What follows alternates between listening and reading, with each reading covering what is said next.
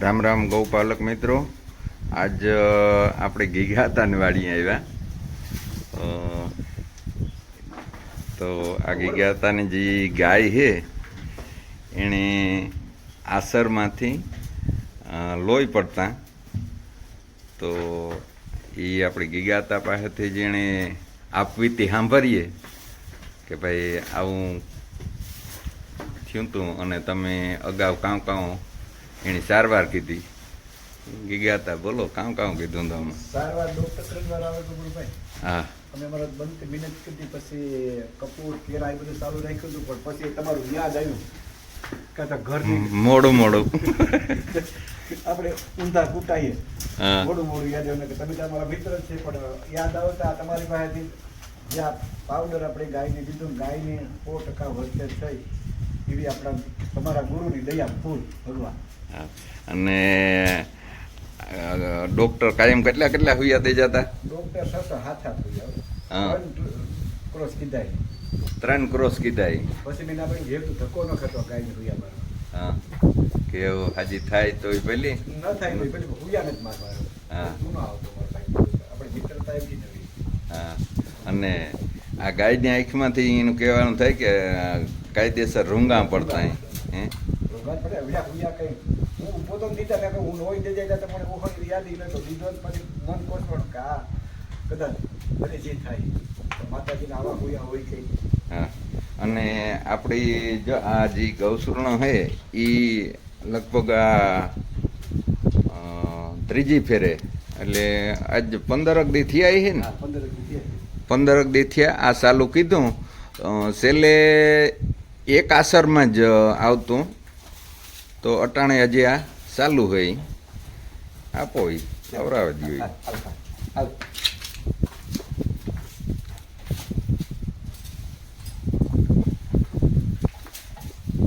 તો ભાઈ ગાયના આમાં ગાયનું ઘી છે,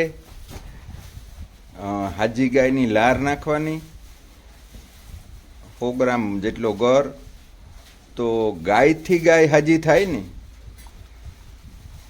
એ આપણી નજરી તમે જોવે શકો કે આ ગાય છે અટાણે સંપૂર્ણ 100% શુદ્ધ જાત અનુભવ જો કીધો અને આ આણીથી જ કમ્પ્લીટ સારું થયું. અને અટાણે એક પ્રેમથી એનું દૂધ ખાઈ શકે. ઓલું તો કે આપણું મન કોસવાય કે આ દૂધનું કરવું કાં, આ ગાયનું કરવું કાં. હે હા, ઢોરું નાખવું પડે ને. અને આ ગાયની વાસળી છે, એ ગાયની વાસળી આ પણ એવી બહુ હોજી છે. અને આ ગાય ઓલી ગાય વ્યાણી એને કેટલો ટાઈમ થયો? 2 મહિના. એનું જો ઓલું કરો વાસળમાં બાંધ્યું ઝૂંપડામાં. આ એનું વાસળું 2 મહિના. તો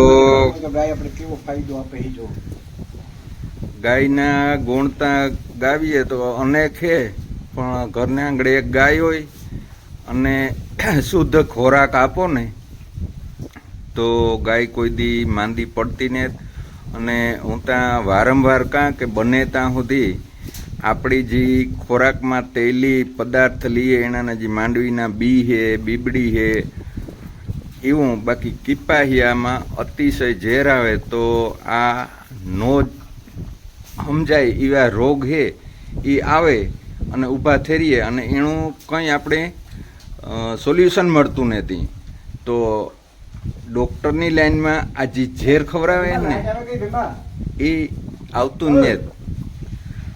આ તો આપણી ઝેરની લાઈનની અંદર છે એટલે આપણી ખબર એટલી પડી કે ભાઈ આ ઝેર વસ્તુથી જ આ બધું થાય.